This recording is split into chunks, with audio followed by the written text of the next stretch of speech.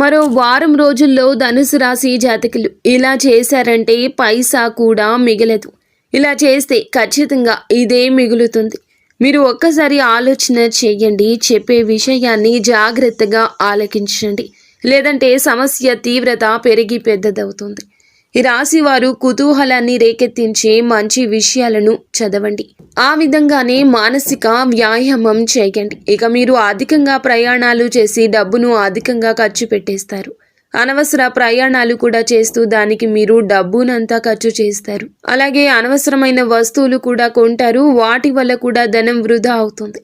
ఇలా అనవసరంగా పనికిరాని చోట్లకు వెళ్ళడం, పనికిరాని వస్తువులు కొనడం వల్ల ఎంతో ధనం నష్టపోతారు. పైసా మిగలదు. ఇలా చేస్తే ఖచ్చితంగా మీరు బాధపడాల్సిందే. ప్రపంచంలోని విషయాలు మాట్లాడేటప్పుడు మీరు ప్రేమించే వారితో వివాదాలు రేగకుండా చూసుకోండి.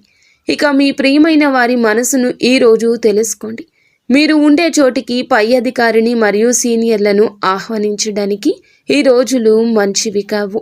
ఇక మీరు డబ్బు, ప్రేమ, కుటుంబం గురించి ఆలోచించడం మాని ఆధ్యాత్మికంగా మీ యొక్క ఆత్మ సంతృప్తి కోసం ఆలోచించండి. మిమ్మల్ని సంతోషపెట్టేందుకు భాగస్వామి అన్ని ప్రయత్నాలు చేస్తారు.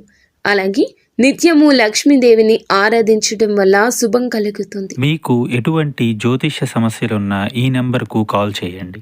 భార్యాభర్తల సమస్యలు, సంతాన సమస్యలు, స్త్రీ పురుష వశీకరణం మరియు ఆర్థిక సమస్యలు, ఎటువంటి సమస్యలకైనా పరిష్కారం చూపబడును. నమ్మకంతో కాల్ చేయండి. 3 రోజుల్లోనే పరిష్కారం చూపబడును.